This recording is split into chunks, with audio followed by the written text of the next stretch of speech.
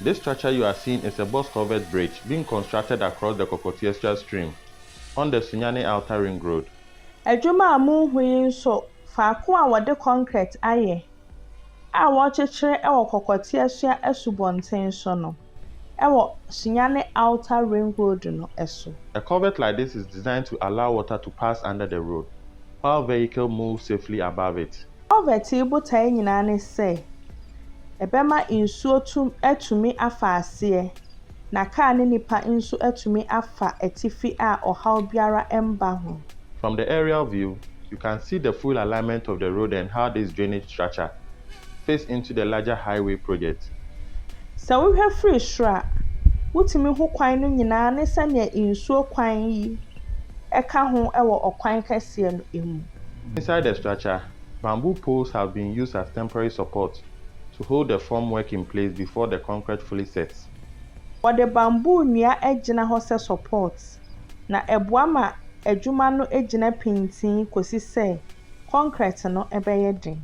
The steel reinforcement bars you see are critical. They give strength to the concrete and ensure the bridge can carry heavy loads over time. Dadeɛ a wohu no, ne ho hia paa. Ɛno na ɛma concrete no nya ahoɔden na ɛtumi gyina nneɛma duru so mfie bebree. A small side channel has been intentionally left to allow the Kokoteasua stream to keep flowing during construction. Wɔagya kwan ketewa bi wɔ nkyɛn so, na ɛno ma nsuo tumi kɔfa so ɛberɛ a wɔreyɛ adwuma no. This prevents flooding and protects the surrounding and construction work. Wɔabua ma nsuo tɔ bebree a ɛbɔ asase no ne adwuma no ho ban. The name Kokoteasua comes from history. This was a place where warthogs, locally called kokote, used to come and drink. Edin Kokoteasua no firi tete. Na akokote ɛba hɔ bɛnom nsuo, nti wɔfrɛ hɔ Kokoteasua. When completed, this structure will help the road last longer by properly managing water flow and preventing erosion. Sɛ wɔwie a, culvert yi bɛboa ama ɔkwan no akyɛ. Ɛfiri sɛ, ɛbɛhwɛ nsuo kwan no a ama asase no so. It also ensures that, even during heavy rains, vehicles can pass safely without disruption. Ebio, ɛberɛ a nsu kɛseɛ mpo bɛtɔ no, ɛsiane culvert no nti, kaa bɛtumi afa kwan no so a ɔhaw biara ɛma ho.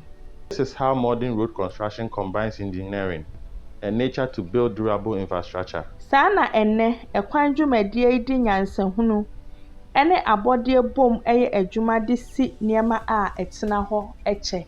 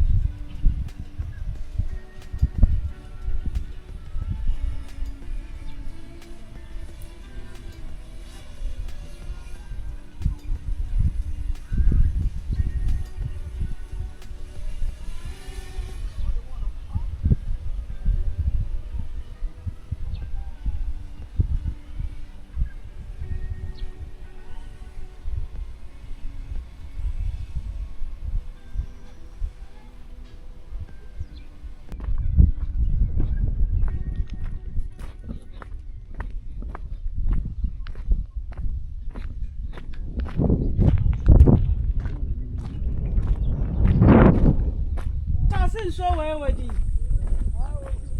But I only need him.